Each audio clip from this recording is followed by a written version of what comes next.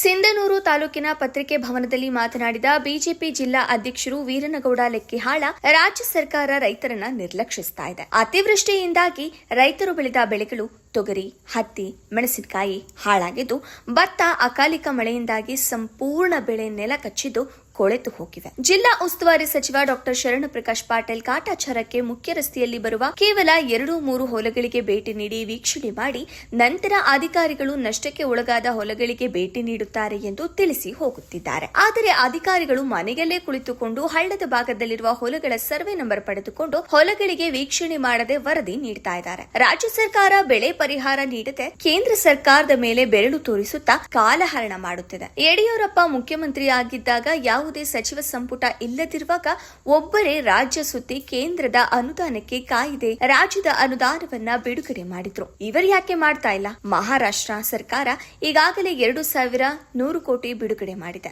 ಆ ರಾಜ್ಯದಂತೆ ಮಾದರಿಯಾಗಿ ಇಟ್ಟುಕೊಂಡು ತಾವು ಬಿಡುಗಡೆ ಮಾಡಬೇಕಾಗಿತ್ತು. ಇವರಿಗೆ ಏನಾಗಿದೆ? ಯಾಕೆ ಮಾಡ್ತಾ ಇಲ್ಲ?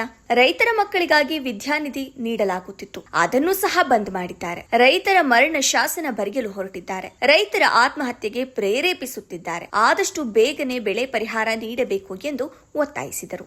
ವರದಿ ಯಂಕೋಬಾ ನಾಯಕ, ಬೂತಲದಿನ್ನಿ. ಪರಿಸ್ಥಿತಿ ಇದೆ. ಇಲ್ಲಿವರೆಗೂ ಕೂಡ ಕೇಂದ್ರ ಸರ್ಕಾರ ಇವತ್ತ NDRFನ ಯೋಜನೆಯಲ್ಲಿ 384.40 ಕೋಟಿ ಹಣವನ್ನ ಈಗಾಗಲೇ ಅವರು ಬಿಡುಗಡೆ ಮಾಡಿದ್ದಾರೆ. ನಮಗೆ ಇದು ಸಾಲದಿಲ್ಲ, 1,000 ಕೋಟಿ ಕೊಡಿ ಅಂತೇಳಿ ಇವರು ರಾಜ್ಯ ಸರ್ಕಾರದವರು ಕೇಂದ್ರ ಸರ್ಕಾರದ ಮೇಲೆ ಬಡ್ಡನ್ನು ಮಾಡ್ತಾ ಇವತ್ತು ವ್ರತ ಕಾಲಹರಣ ಮಾಡ್ತಾ ಇದ್ದಾರೆ.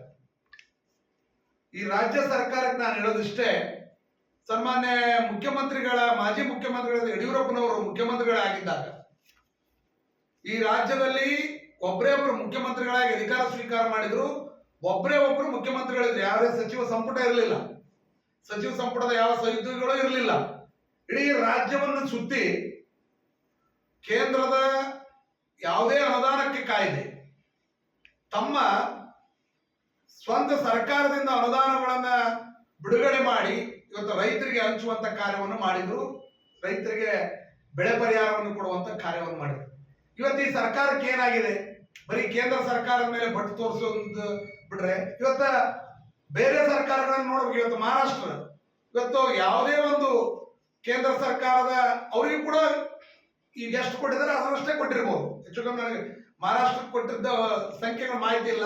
ಹಾಗಾಗಿ ಅದನ್ನು ಕಾಯ್ದೆ ಇವತ್ತು 2,100 ಕೋಟಿ ರೂಪಾಯಿಯನ್ನ ಇವತ್ತು ಅಲ್ಲಿನ ರೈತರಿಗೆ ಬಿಡುಗಡೆಯನ್ನ ಮಹಾರಾಷ್ಟ್ರ ಸರ್ಕಾರ ಇವತ್ತು ಮಾಡಿದೆ. ಬೇರೆ ಸರ್ಕಾರವನ್ನು ಮಾಡಲಾಗಿ ತೆಗೆದುಕೊಳ್ಬೇಕಲ್ಲ. ಇವತ್ತು ಕೇಂದ್ರ ಸರ್ಕಾರದ ಮೇಲೆ ಬರೇ ಬಟ್ಟು ತೋರಿಸೋದು ಇವತ್ತಿನ ಮುಖ್ಯಮಂತ್ರಿಗಳ ಸಿದ್ದರಾಮಯ್ಯನವರು ಮತ್ತು ಕಂದಾಯ ಸಚಿವರು ಇರ್ಬೋದು.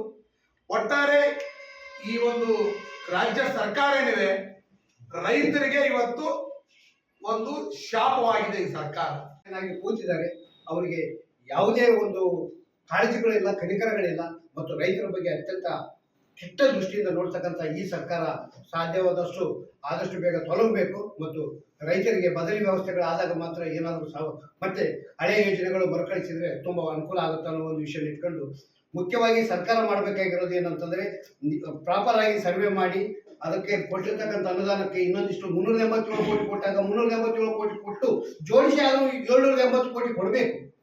ಇವತ್ತು ಆ ಕೆಲಸ ಕೂಡ ಆಗ್ತಾ ಇಲ್ಲ ಮತ್ತು ಇನ್ನು ಹೆಚ್ಚುವರಿಯಾಗಿ ಕೇಂದ್ರದಿಂದ ನಿರೀಕ್ಷೆ ಮಾಡೋದು ತಪ್ಪಲ್ಲ. ಆದರೆ ಹೊಸ ಮಾಹಿತಿ ಇರಲಾರದೆ NDRFನಲ್ಲಿ ಯಾವುದೇ ಒಂದು ಪೈಸೆ ಕೂಡ ಹೊರಗೆ ಬರಲ್ಲ. ಹಾಗಾಗಿ ಇವರು ನಿಖರವಾದಂಥ ಮಾಹಿತಿಯನ್ನು ಕೇಂದ್ರ ಸರ್ಕಾರಕ್ಕೆ ಒಪ್ಪಿಸಿ ಅಲ್ಲಿ ಕೂಡ ಬರ್ತಕ್ಕಂಥ ಅನುದಾನ ಏನಾದರೂ ಇದ್ದರೆ ಅವಕಾಶಗಳಿದ್ರೆ ಅದನ್ನು ತೆಗೆದುಕೊಂಡು ರೈತರಿಗೆ ಸಹಾಯ ಮಾಡಬೇಕು. ಮತ್ತು ಮುಂದಿನ ದಿನದಲ್ಲಿ ಈಗ ಜೋಳ ಖರೀದಿ ಕೇಂದ್ರಗಳು ಇವು ಈಗ ಬಿತ್ತನೆ ಹಂತದಲ್ಲೇ ನಾವು ಈಗಾಗಲೇ ಮುಗ್ಗರಿಸ್ತಾ ಇದ್ದೇವೆ. ಹಾಗಾಗಿ ಸರಿಯಾದ ಸಮಯದಲ್ಲಿ ಬೆಳೆದವರಿಗಾದ್ರೂ ಖರೀದಿ ಕೇಂದ್ರಗಳು ಪ್ರಾರಂಭ ಮಾಡಿ ಪಕ್ಕ ಮಾಹಿತಿ ಕೊಟ್ಟು ಈಗ ನೋಡ್ರಿ ಇವೆಲ್ಲ ಅಭಿವೃದ್ಧಿ ಮಂಡಳಿಗಳನ್ನು ಮಾಡಿದ್ದಾರೆ, ತೊಗರಿನ ಅಥವಾ ಈ ಬೇರೆ ಬೇರೆ ಅಭಿವೃದ್ಧಿ. ಆದರೆ ಇವತ್ತು ಕಾಟನ್ ಕಾರ್ಪೊರೇಷನ್ ಆಫ್ ಇಂಡಿಯಾ ಅಂತಕ್ಕಂಥದ್ದು ಏನಿದೆ ಅದು ಕಾರ್ಪೊರೇಷನ್. ಅದು ಇವತ್ತು ಕಾಟನ್ ಖರೀದಿಯನ್ನು ಇವತ್ತು ನಾಳೆ ಅಥವಾ ನಾಳಿದ್ರಲ್ಲಿ ಪ್ರಾರಂಭ ಮಾಡ್ತಾರೆ. ಈಗಾಗಲೇ ರೈತರಿಂದ ಅಪ್ಲಿಕೇಶನ್ ಥ್ರೂ ಅಂದರೆ ಒಂದು ಆ್ಯಪ್ ಡೌನ್ಲೋಡ್ ಮಾಡ್ಕೊಂಡು ನಾವು ನಮ್ಮ ಭೂಮಿ ಎಷ್ಟು ಮತ್ತು ಫ್ರೂಟ್ನಲ್ಲಿ ಇರ್ತಕ್ಕಂಥ ನಮ್ಮ ಬೆಳೆ ಎಷ್ಟು ಅದೆಲ್ಲ ಮಾಹಿತಿ ತಗೊಂಡು ನಮ್ಮ ಅಕೌಂಟ್ ಡೀಟೇಲ್ಸನ್ನು ಮತ್ತು ನಮ್ಮೆಲ್ಲ ಮಾಹಿತಿಯನ್ನು ತಗೊಂಡು ನೀವು ಎಂದು ತರ್ತೀರಿ ನೀವು ಅಚ್ಚಿ ಅಂತ ಕೇಳ್ತಕ್ಕಂಥ ಅಡ್ವಾನ್ಸ್ ಸ್ಥಿತಿಯಲ್ಲಿ ಕೇಂದ್ರ ಸರ್ಕಾರದ ಯೋಜನೆಗಳಾವು.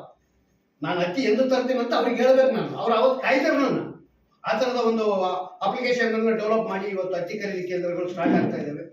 ಹಾಗಾಗಿ ಈ ತೊಗರಿ ಮತ್ತು ಜೋಳದ ಖರೀದಿ ಕೇಂದ್ರಗಳು ಕೂಡ ಇದೇ ಥರದ ಒಂದು ತಂತ್ರಾಂಶಗಳನ್ನು ಬಳಸಿಕೊಂಡು ಮುಂದಿನ ದಿನದಲ್ಲಿ ಯಾವುದೇ ರೈತರು ಬೀದಿಗೆ ಬಂದು 2 ದಿನ 3 ದಿನ ಟ್ಯಾಕ್ಟರ್ ಇಟ್ಕೊಂಡು ಕೂಡುವಂಥದ್ದು ಆಗಬಾರ್ದು.